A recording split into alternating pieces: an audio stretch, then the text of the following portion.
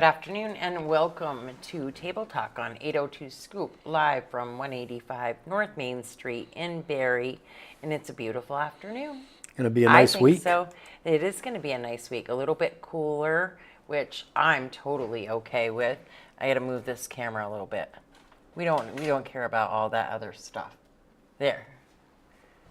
Am I there? There, you're there now. Okay, I'm there. We had kind of a larger crowd last night on Barre Beat. We had 3 of us, so there was one in each chair over there. And so we were a little spread out. And I didn't even look at that because, as you know, I came racing in from Burlington. Yeah, on one wheel. On one wheel today.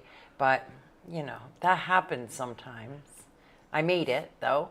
Right? Yes, well. Like I said, I thought I'd be here at noon. We won't tell what time I messaged you, but I got here 1 minute to spare. Nice job, Danica. I know. Yeah. It's the lead in my right foot. Yeah. Yeah. What can I say?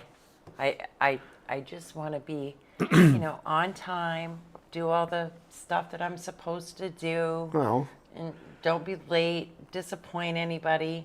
Oh, and any of that stuff. Those are important appointments that you have. That's right. They are. I have a lot of stuff going on right now.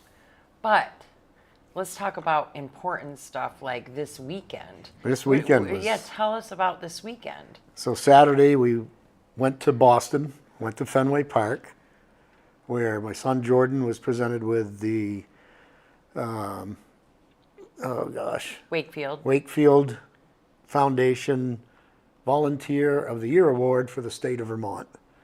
So they had all the New England states and then one other Massachusetts organization. So there was 7 awards handed out. Mm-hmm. Oh, it was pretty cool. It was pretty cool. We have the video, and I'm going to post that after the show. I didn't want to post it until you and I got to discuss it a little bit because he had quite the crowd there. We did. We had between 25 to 30 people. We rented a bus. Mm-hmm. And, whoever wanted to go, Jordan was allotted, I think, 28 to 30 tickets, something like that. Mm-hmm.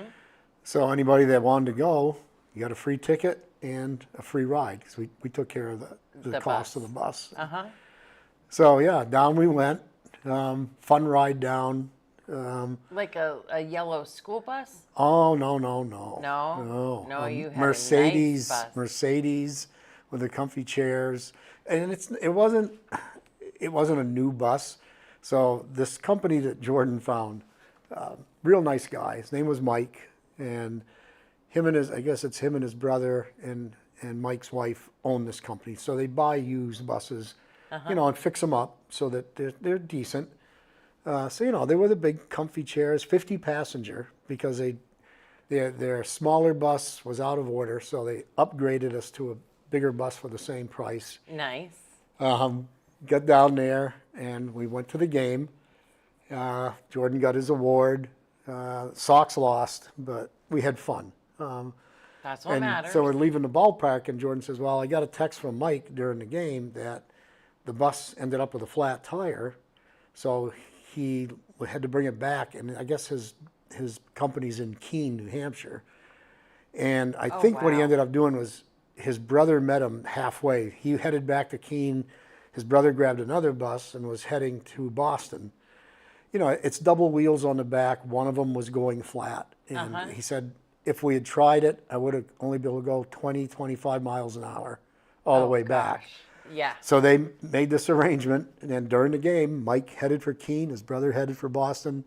They met about halfway. He texted again. The game got done. He texted and said, "I'll be there in half an hour." So it was no big deal. We walked from the ballpark to where the bus stop was going to be. And, that took maybe 10 minutes. So then we were just hanging out on the streets for 20 minutes, and he showed up with the other bus. And safely you safely arrived home. back at home. Yeah. I mean, overall, a really cool experience. It was. Even with that. It was great. The atmosphere at the ballpark. The Sox they had clinched a playoff spot the night before. Mm-hmm. So they didn't play all their best players, but it was a good ball game. It was a beautiful day. It was a beautiful day. And I don't know. I don't think anybody else from Barre's ever been awarded that. So he's got to be the first one from Barre to win the Vermont award. So yeah, it was fun. A lot of fun. And he volunteers his time to coach. He does. All different things. It's not like he doesn't just coach the baseball or, right. I mean, he did all the stuff with Granite City He's Blast. He's the president of Barre Community Baseball Softball. The Granite City Blast is a nonprofit organization that he started and he runs for like basketball. I think they cover the fall baseball league. So yeah, he's into it up to his neck, I guess so, but he seems to love every minute of it. He does, yeah. Yeah, and he has a young boy himself. Yep, Keegan who turned 12 on the 20th of September. So. And that's awesome too, because that's something they can enjoy together. And pretty cool. And his daughter Belle, who's 9, she plays softball. She does soccer. Well, she didn't do soccer this year because she wanted to just go to the baseball games. And with the Cooperstown thing, she didn't want to miss that. But yeah, they're involved in a lot. I don't blame her for not wanting to miss that. That was a pretty cool event. Yeah. Pretty neat to go. And like you said, you had a crew of you at the field Saturday. Oh, yeah. Which is pretty awesome to go with that many people, friends, family, probably a lot of young kids too. They got to experience that. Yeah. So what they did was all the nominees and all the people that won, we all sat up in the center field bleachers. So we had all these other teams from New Hampshire, Massachusetts, Connecticut, Rhode Island. So there was this one big group out right under the Jumbotron, and the boys and Belle, they were having fun because the Jumbotron, they try to get on there. If in between innings they play music and people dance and they put them on the Jumbotron. So Keegan is a piece of work. He saw that he was watching a Jumbotron, saw the people 2 rows in front of us were on the Jumbotron, so he climbed over chairs, got down there and jumped in with them, and he was dancing, and he took his shirt off. Just to be up there. Oh, I don't know where he gets that stuff from. I don't know either. I don't know. He's got his shirt off, and he's wheeling his shirt around, and we won't tell where he gets that stuff. Yeah. I've heard stories, but I plead the fifth. Dick Wobby told a few after we shut the cameras off the other day. Yeah, the 2 of you made quite the crew. Wobby, yeah. Telephone, telegraph, telewobby, Yeah. Yeah. Yeah. You had some good times, though, growing up. We did. Yeah. We sure did. That's what counts.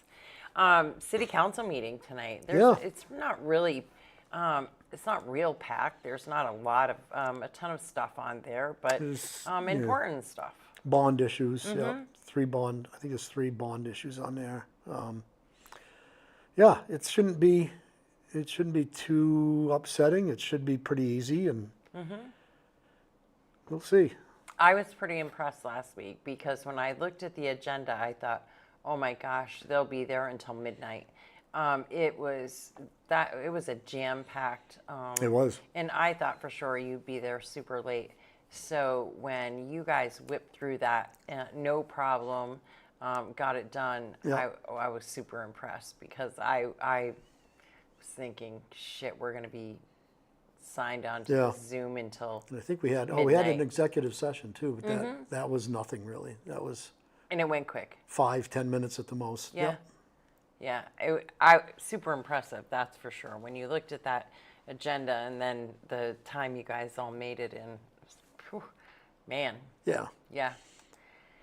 But speaking of city and city council stuff and things going on, as I posted yesterday, there was another recent incident with Brandon Carbo that happened on Saturday. And yes, I can say that out loud because I was present in court yesterday, and all of the information that was presented is public information.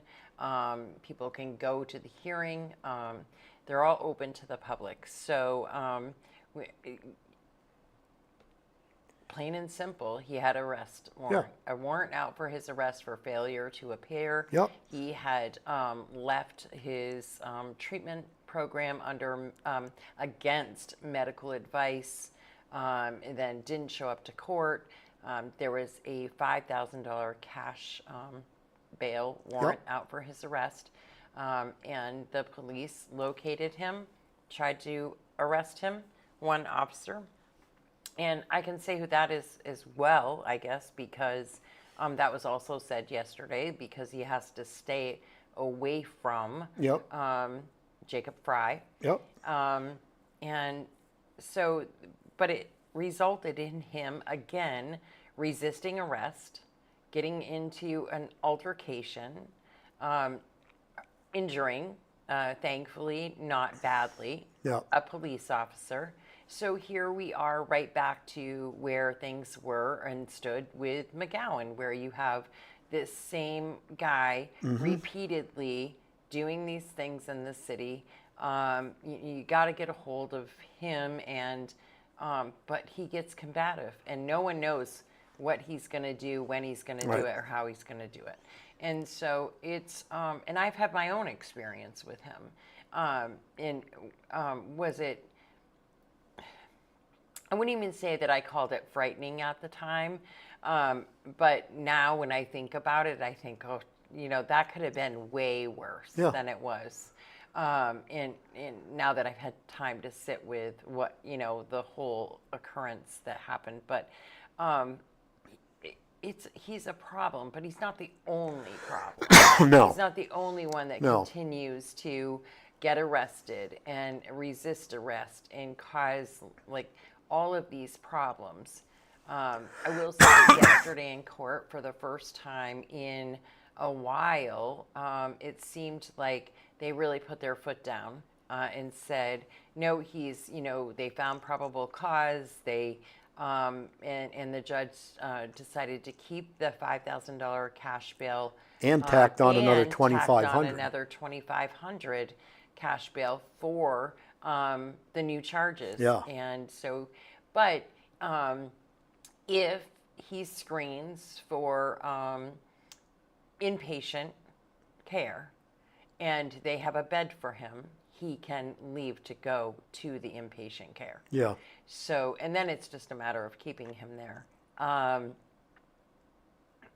that's another catch-22, because they're not secured facilities.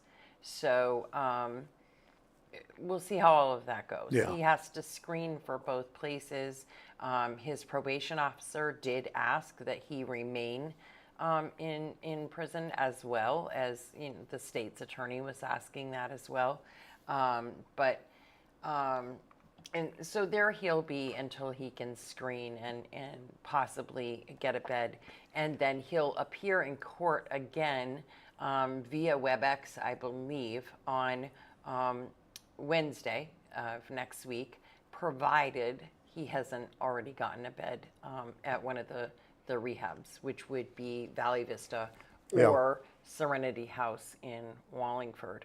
So we'll see. It's definitely tough, because everybody has such strong opinions about what's happening. Me personally, I think that he needs to, I don't think that drug rehab is the issue.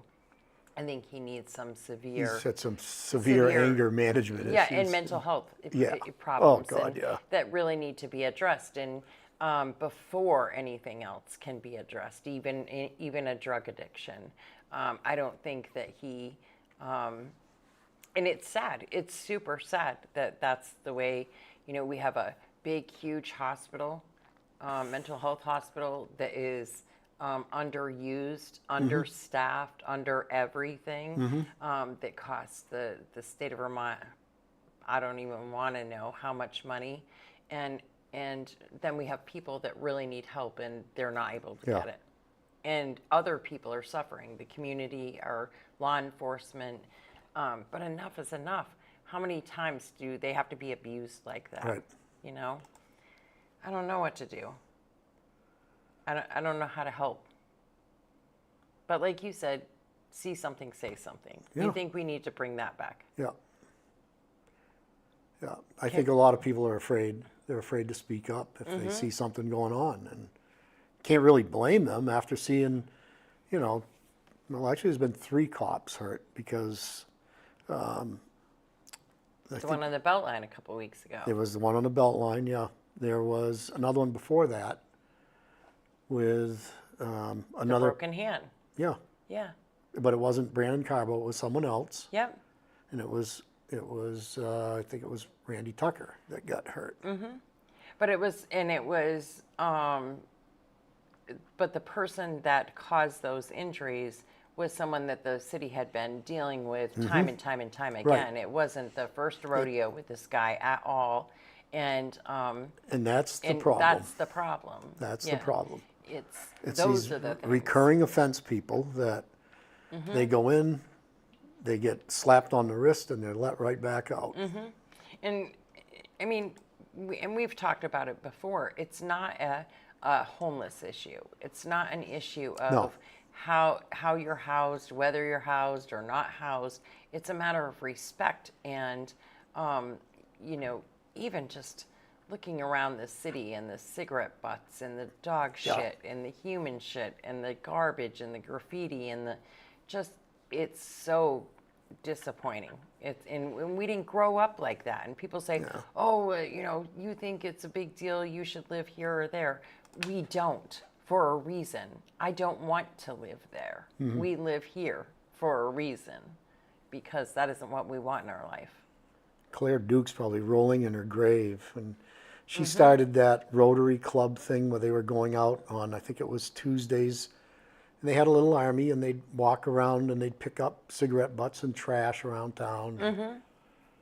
Mm-hmm. It's changed, and that was not that long ago. Yeah, and it's hard too, because people say, this city should be picking that up, but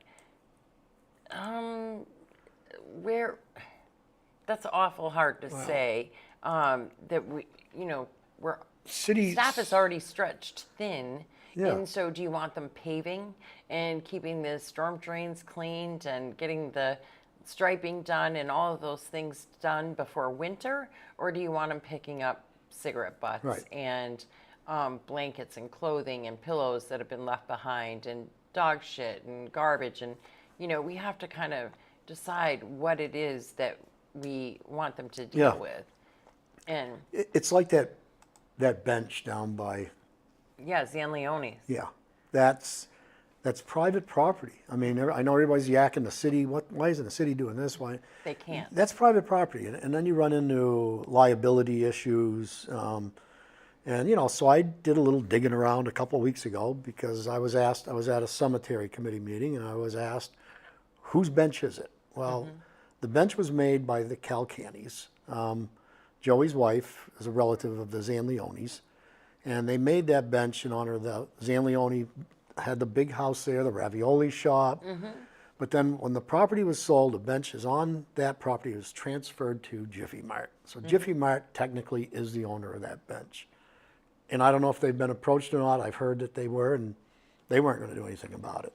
Right. Well, and maybe, who knows, maybe they'll let us take it away. Maybe they'll let us move it out of there into maybe... move it to the Courier Park or something. Maybe. Yeah. They obviously they don't care. It means nothing to some. It means nothing to Jiffy Mart. Yeah, I'm sure it still does to the Zanleones, the Calcanis, and anyone involved with that family. Exactly. But it's a shit mess, is what it is. Literally. Yeah. Yeah. Yeah, literally, and It's just super sad to see. And Michael Booten says community service opportunity. Right, exactly. There are all kinds of people around here that could be doing some community service. Yeah.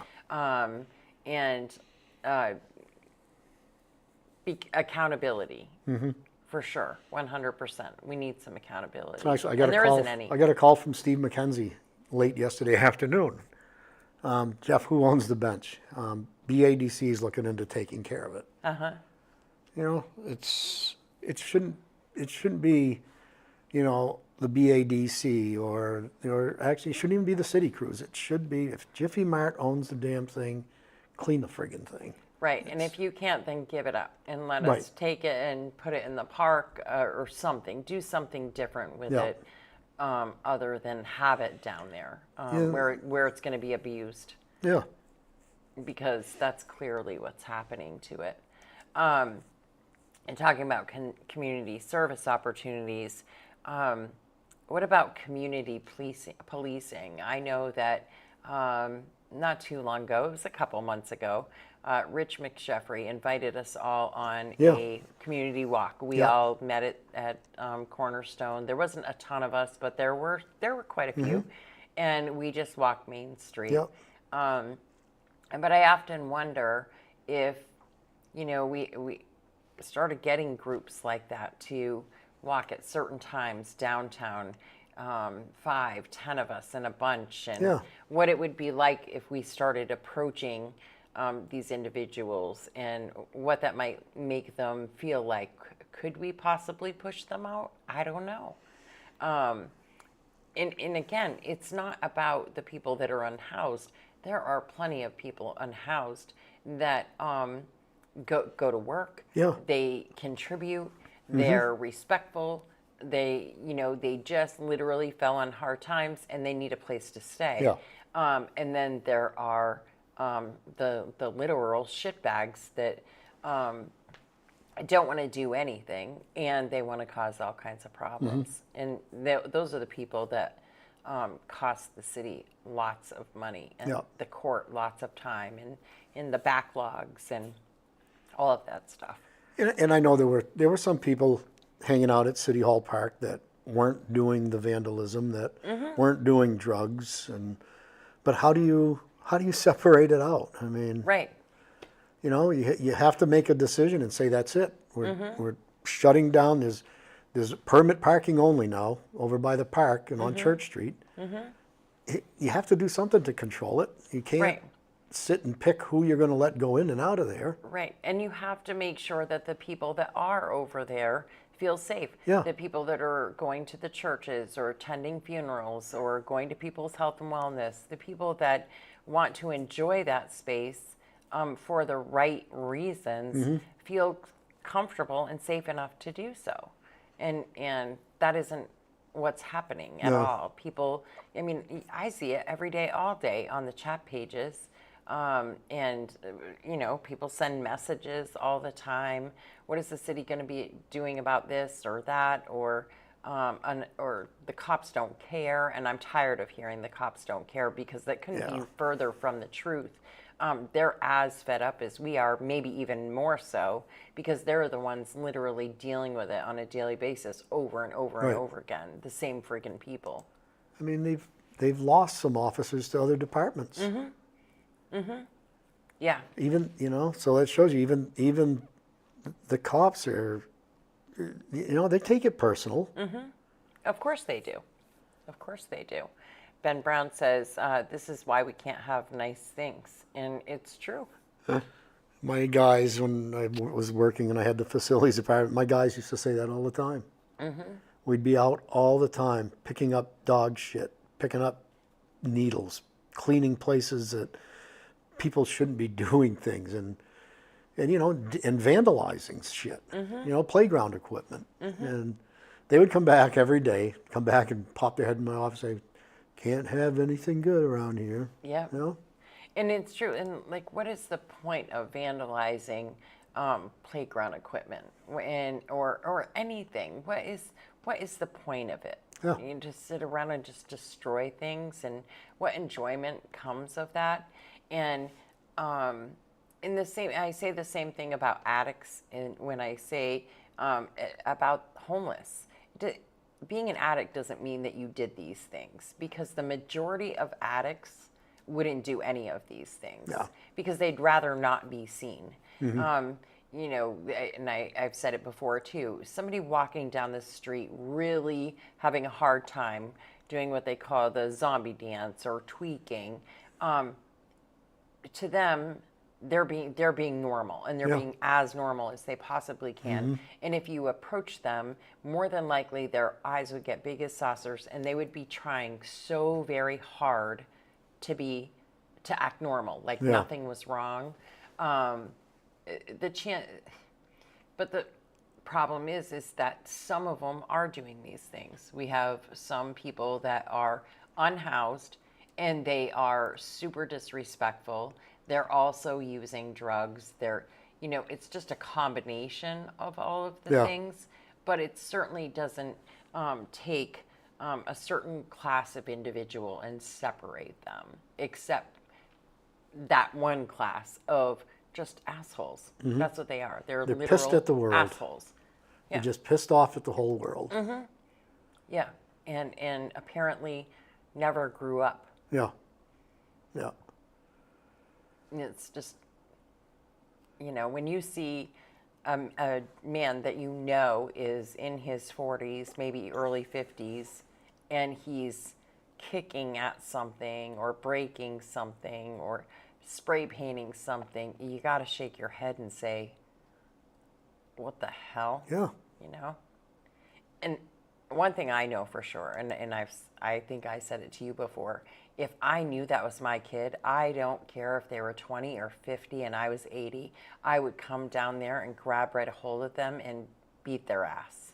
And they know it, though. They know it. Yeah. That's the difference. They do. I mean, I wouldn't mess around with that shit. No. And I bet your mom would have been the same way. Oh, God, yeah. Oh, yeah.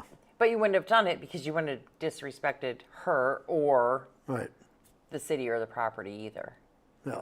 I mean, it just wouldn't have happened. But I don't know what to do. I don't know how to help. I don't know. Should we talk more about community policing, neighborhood watches? I know that there are a few that have started back up again, right? Within the city. Well, that's another neighborhood watches. That's another thing.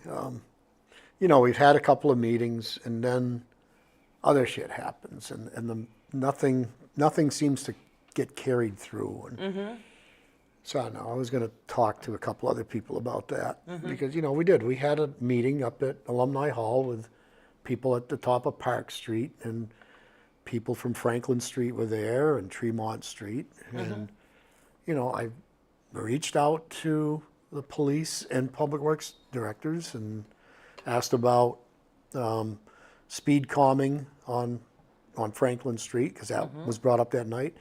I've inquired about where are we with neighborhood watch programs. We were going to get signs put up, and I haven't heard anything back.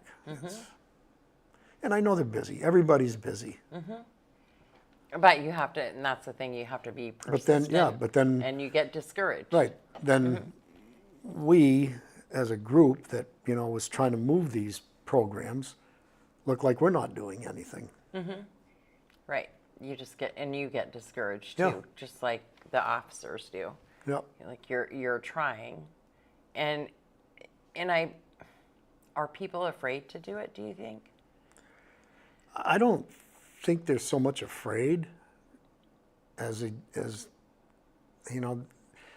they feel good when they're in a big group, like, all right. But then after that group has, gone their own way, everybody kind of like goes back and pulls their shades, and I don't know I don't want to know what's going on out there. Yep. Ben says it's going to take change behavior from the people doing this to improve the situations downtown. It will take work, but if we do nothing, we get nothing. And exactly, 100% agree with that. I just don't know exactly what that work looks like, because we know that asking them all to go to Valley Vista for 14 days, that's not going to work. No. And it's not even the problem for a lot of people. It's the excuse for a lot of people because, hey, that works, right? And actually, as a mom to an addict, that excuse disgusts me, because my son truly does struggle, and we were making headway in how the community approached addiction and recovery and sober living and really trying to help. And now all of that is totally gone by the wayside because he is grouped in with this clump of people that are stealing cars, vandalizing the park. They're, walking out with whole freaking carts full from Kohl's or Walmart or even the grocery store, and chucking them in their cars. And, and I'm so tired of hearing people say, Well, they wouldn't do that if they're hungry. No, they're not doing that because they're hungry. Maybe a little bit. They may eat some of that, but the majority of that stuff they're selling. They're selling. You're not talking about, I know who the majority of the people are, and you're not talking about a young mom who went in and stole a few things so she could feed her kids for the rest of the week or maybe even month. I don't even know, I think if I were in a situation where I knew somebody that had done that and I knew that was their situation, they were working, they just couldn't do it, I would do everything I could to try to help them. Yeah.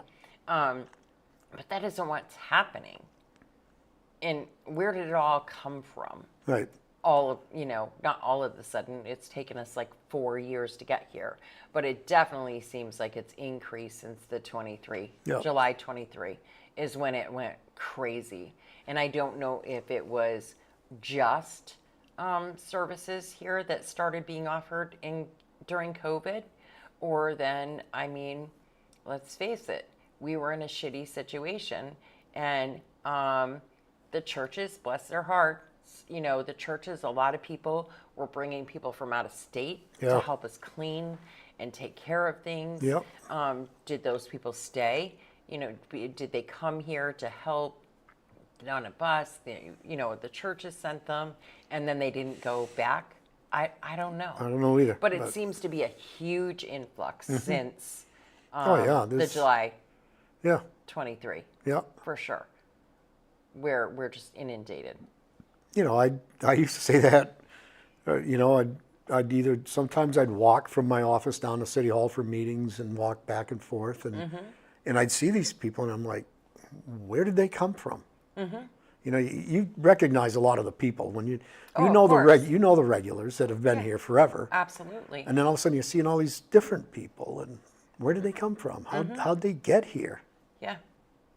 And that would be nice to know. I don't know that we'll ever figure it out, but I think it's a piece of the puzzle that doesn't ever get talked about. Did they come here with some sort of promise that everything was going to be roses, and it's not? It's because it's not. It's tough to live here, especially in the winter months and stuff. And that's how the state keeps getting deeper and deeper into debt, because you gotta try to protect them and keep them out of the cold, keep them from dying. And no, you don't want that blood on your hands. You don't want people dying, but we can't take care of everyone. Right. Yeah. It's a lot. Yeah.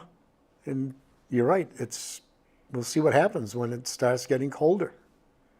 Are more people going to come in here because they've got people here that they knew before that said, "Oh, we get by all right because they'll feed us at the church. They'll let us sleep in this place and that place," and they show up and then they stay. And I 100% agree that there are some people that we should be housing. There are people that are literally, they've just fallen on hard times and they need our help. I'm all for that, and I think that we always have been. I think that we've been a state that is, and a city especially, that rallies around each other. Right. We try to help each other. I think that we do what we can when we can. Even if it's your last $20, you might share half with somebody else just because they need that help. Yep. And I think we've always been that way. That's kind of how we got the Vermont Strong name, right? Because we rally. Yep. But I just don't see that that's where we're at. And I see that our own, that's what I'm going to call it. I'm sorry, that's what I'm calling it. Our own are suffering the same way, like I said. My son, the addict, now he's got this big stigma. We have our own that have been here, they're homeless, they have fallen on hard times, and they have a stigma now. And it's like we're not helping anybody anymore. We're just throwing our hands up in the air and said, fuck this, I'm not helping those people anymore. I'm sick of this shit. Screw them, they can all go to some island somewhere, whatever. And that's a shame, because there are people that are from here. They've lived here always, their whole lives, and they need us. And because of all of this, we're kind of turning our backs, and that's shitty. Mm-hmm. And it makes me feel shitty anyway. Yeah. You know? Yeah. And some of these people, they do work, and they just aren't making enough to own their own place or pay rent. Yeah. And I know one couple, and they're not just a couple. It's actually a family that they were flooded out of their home, but nothing has happened with it yet. So they're still paying a mortgage and trying to find a place to live. Yeah. And they both work. But how do you pay a mortgage and rent? And do you let the house just go back to the bank and screw your credit up so that you'll never be able to own a house again, or that it'll be many years? Because let's face it, even if you try to explain it away, it's all up to the lender, and that it's getting tougher and tougher and tougher to get loans, credit cards, any of that sort of stuff.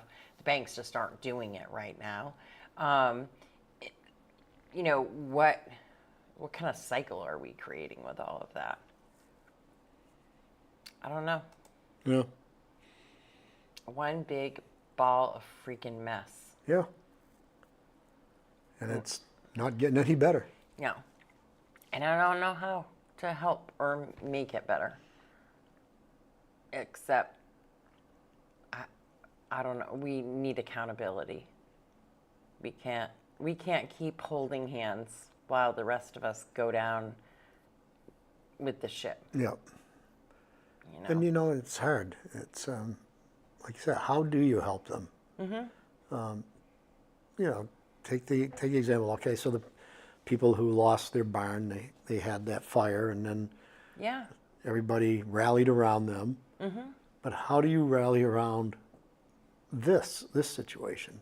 Because there's a lot of people who don't like it. Period. They don't care if these people, aren't addicts or just homeless. They don't care. They're just saying they're on the streets. They're a pain in the ass. Right. We got to get rid of them. And that isn't something that was said here beforehand. I mean, we didn't say that previously. There were homeless people in the city. There were homeless that were taken care of, and they were respectful, and people respected them. I mean, I know a couple. There was this, and she's still homeless, but there's this young woman who walks around. She's been homeless for a few years, and she used to sit downtown she would sit up against the wall of Northfield Savings Bank, so in the parking lot of the old Dunkin' Donuts.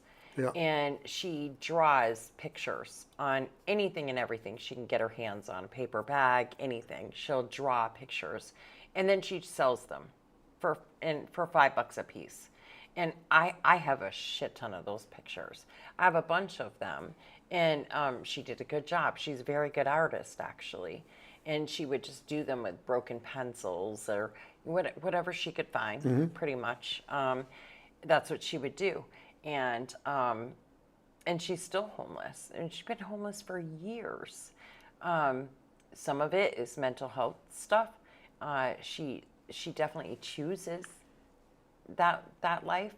But she's been a part of this community for forever. And she wouldn't say boo to anybody, really. She just wouldn't. She just wants to do her own thing and be left alone. Yeah. And I think that I wish I knew the actual numbers of how many were prior to July of 23. I wish that, I don't think that there is. I don't think there's any information that gives. It's like the guy that used to sit down under the granite sign, the Civic Center sign. Yeah. And he kind of slept in a box behind Soup and Greens. But I was told that he wanted to live like that. Yeah. That was his way of life.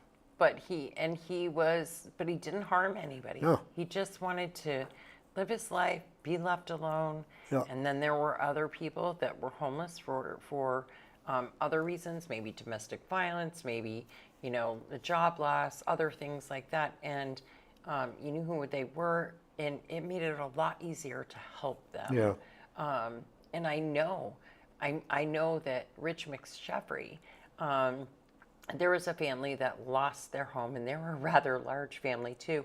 Lost their home to fire, and they lost everything. And Rich had a vacant house. He had a house that he rented out, but it was vacant. And he let them move in there. Zero money for, I don't even remember, 5 or 6 months. Just move in there, get yourself, in, settled, whatever you need. And the community rallied around them. They ended up renting from him for a while, and they recently just bought their own house. That's again. Nice. It is nice, but that's all they needed. They just needed somebody to save them, and that's what I mean. We do that here all the time, but it's becoming too much. You know what it is? It's the thing with people who say, I don't feel I should help someone that doesn't want to help themselves. No, it's true. Yeah.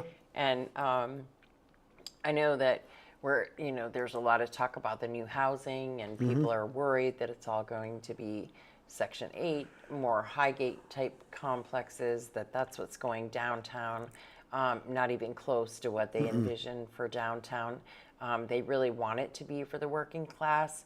They know that the hospital has doctors and nurses that would come if they had a place to live. We know that we need teachers, but we have no place for them to be. Yeah. Not everybody wants to buy a house. Some people would rather rent, right? They don't. Yeah. They want the lawn mowed and the roof shoveled and the garbage taken away. They don't want to have to deal with that, and especially younger people or people older that are downsizing and whatever. They've done all that, and they don't want to do it anymore. And we don't really have a lot of that type of housing for working class, for young people or older people, 65 and older, where they can safely be, or even 55 and older, because the high rise, forget it, Yeah, that isn't, or the Tilden, or Lincoln House, or any of Lincoln House is okay. Washington Apartments is what I meant. None of those places are what they were meant to be anymore. No, I remember when Tilden House was built, my grandmother moved in there. She lived in an apartment that she lived in since, I think, her and my grandfather were married. And then, she was getting older and on her own. And so we got her in the Tilden House when it was built. And it was beautiful. I used to go there and visit her. Yeah. And it was beautiful. It was nice. And look at it now. Yeah, just like the manor. Yeah. It was a much different place. And it's sad because, it never should have happened. At least one of those buildings should have always remained designated for what it was supposed to be. And there was an age eligibility thing. Yes. And then it became a income eligibility thing. And that never should have happened. No. That part of it should not have happened. At least one should have remained, so that our elderly did feel comfortable, or people retiring did feel comfortable saying, okay, I'm going to downsize and I'm going to give up my 4-bedroom home so this new young family moving into the area can have it. But it's hard to do that right now and a lot of them are afraid to live there, which is disgusting. They work their whole lives. You've got Green Acres, that's owned by Barre Housing Authority. People are saying that they need to put their foot down up there. It's getting out of control. Highgate's a different story. That's privately owned, and they don't give two shits who they let in there. Of course not. As long as they collect rent. Yeah, of course not. And I will say, as far as Barre Housing goes, I know a lot of the people that work there, and they do care. Yeah. It's kind of like with the court system, right? It's a matter of the laws and sticking to the laws and who's going to have the heavy hand and who isn't. And the ladies that work there, it's not that they don't try. They're just as frustrated as our police officers are. They're sick of dealing with that shit. And they'd love to just go crazy and kick these people out, whatever. They can't. The restrictions and everything that They have to follow all these certain steps. Yeah. And it can take a long time. And you know, people say, no, that's not true. People sign a contract, and if you get caught doing this or that, you're automatically evicted. Well, no, all you got to do is not move. And then the state's got to figure out how to get you out of there. Yeah. And it takes a long time. I know somebody who recently lost their child. Their child died to an overdose death. And there are people living in that house. So there's people still living in the house, even though the power's been cut off. The people living in that house changed the door locks. So the parents to this child cannot get into the house. And you know who has rights? The squatters, not the family to this gentleman that died. Yeah. They can't get in there. And the fact is, there's nothing of any value left in there. I'm sure it's all gone. But there hopefully is sentimental things in there. And that's all they want. They want pictures. They want a few things like that they, because the house had been in the family for years, that they want in there. Yeah. That would matter to no one else. But they have no right to access that house. Disgusting. Oh, it's just like it took forever to get the druggies out of the place next door to where I live. Mm-hmm. Took forever. Mm-hmm. And they trashed the place. Yeah, and it costs thousands and thousands of dollars. And Barre housing is the same way. The police are trying. The men and women that work for Barre housing would love to, because they're tired of the phone calls and the bitching and the emails and the whatever themselves, and constantly running up there. You know, this isn't anything they'd want for their family either, but they're trapped. They're in this box, and they are literally trapped. Yeah. It's sad. Yeah. I don't know what we're going to do. I just know that we're in a shit show. It is. And we're not alone. It's all over the states, all over the country. But oh, yeah. Mm-hmm. It just sometimes feels overwhelming because it's not something we're used to. Right. We're not used to it at all. And, right. And that's what like I said, you know, when you comment on something, and then you have somebody that hasn't lived here maybe only 2-3 years, maybe a little longer, but not much. And they say, you know, I don't know what you're bitching about. That's nothing. You ought to live in Chicago. I came from here, or I came from there. I don't want to live there. That's why I don't. And you obviously don't want to live there either. That's why you came here. So did you run away from that to live here because you thought it would be better? And so what are we going to do to make it better? Because that isn't what I want to see. It's not what I'm used to. And we can go forward, but we don't have to go forward in what feels like a war zone to us. I mean, it's just not. Yeah. It's not comfortable anymore. You know, it's like when Dick was here last week, and we were talking about growing up, and you know, like I said, if you walked by Wabi Jewelers and his dad knew who you were, he'd run right out and give you a hug. And, and you knew the shop owners. Shop owners knew the people. You know, it was a friendly atmosphere. There was always somebody talking to you on Main Street, visiting. Right here on this front stoop. How often could you walk by and Carol Day and her husband, Basil, and or Chris Perry, they'd be standing out there talking or talking to people as they walk by, waving. They knew your names when you went in. You know, things were just so different in that respect, is that we were much more of a community for sure. I'd love to think that we could. I'd like to think you could go back in time, but it's right. It's and sometimes I think you have to go back a little in order to go forward. Yeah. You know, I'm not talking about 20 years and go back 20 years ago and you know, I don't know. Well, you were probably in a stroller then. I was not. I was in my 30s, for God's sakes. I had 2 children. I had my first son when I was 18, and my second when I was 20. Yeah. So, like, I bought my first house when I was 19. Wow. yeah. So things were way different. Kids now, they live home until they're 30 or 40. Yeah. And that isn't, I don't know, that isn't how we did things. No. And maybe that's part of the problem, right? Is that the discipline and just all of it, who knows? Maybe that's part of the problem too. I don't know. It's hard to say because nobody's brought up the same as somebody else. Right. But it was a more controlled atmosphere, I guess is what you'd call it. There was homeless people back in the 60s and 70s when I grew up. Yeah. We called them hobos. Yeah, And, same.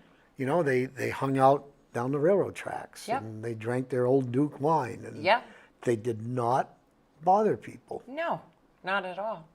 And you know what? Actually, a lot of the store owners treated them decently because they knew they weren't going to come in and rip them off. No, they might come in and talk, might come in and, ask for something, Right. but they weren't they weren't disrespectful. They weren't causing chaos. They were just homeless. Yeah. I don't know. We'll see. We'll see if we can. You and I aren't going to solve the problem. No.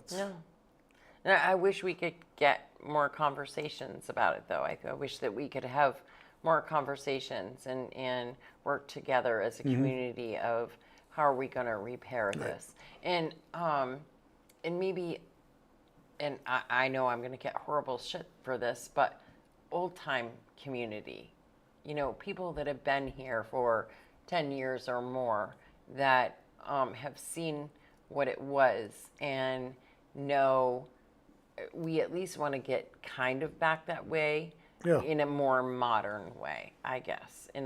Because that doesn't mean I don't want to be inclusive. That doesn't mean any of that stuff. I think that too. I think that we pretty much always have been, for the most part. Yeah. It just wasn't so in your face and everybody angry about it, Right. I guess. But I just wish we could have more conversation about what we're going to do to help. And if people have ideas, then come sit on this couch and let's talk it out and spread the word and see what we can start doing as a whole. Yeah. Because what's happening right now is nothing. I know that as a whole, we don't want that happening. Right. So work together somehow. Yeah. I don't know. What are you going to do for the rest of the day? Anything good? I don't know. I don't have any big plans. It's beautiful. Right before I came down here, I got a call from the bank that. I got now my card's frozen. Somebody somehow got my card number, or it wasn't much. It wasn't a big purchase, but thank you, Northfield Savings Bank, calling me right up and checking with me, and I said, nope, not me. Yep. Okay. Yep. So now I'll be without a card until about the next week. Right, until you get a new one. Yep. Which is a super pain in the ass because we're all used to using them. Yeah. Yeah. How often do you have cash? And it's don't, tough. yeah. Yeah, you just carry that card Yep. it's a pain in the ass Yeah. when you don't have your card. For But sure. I'll go and take out a few bucks out of my savings account or bank checking account, and Yep. just so I have something in my pocket. Yeah. Because you just reach for that all the time. It's You like, better go up and get Barb. She'll walk around downtown with you with her taser. You're going to have money in your pocket. She's bound and determined. She can't wait to use that. she wants to use it, doesn't she? Oh, she wants to use it in the worst way. She tried to get Michael, let him try it out on him, but he wouldn't. And Paul, her boyfriend Paul, Yeah. nope. He wouldn't let her try either. I'm afraid to even try that fly swatter you got. That was nothing.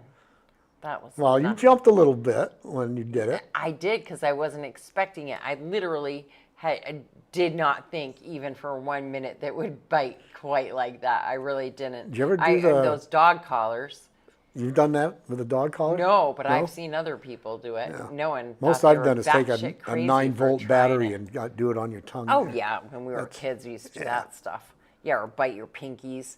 bite down on your pinkies and then put them together and pull them apart. Oh my gosh, feel like you bite on your pinkies. You go ahead and do it. Bite on your pinkies like this for a few minutes. Do this, and then do that with them. Just What's it push feel them like? together. Oh my! It'll make you feel like your head's gonna come right off your body. I'm not going to do it while we're live.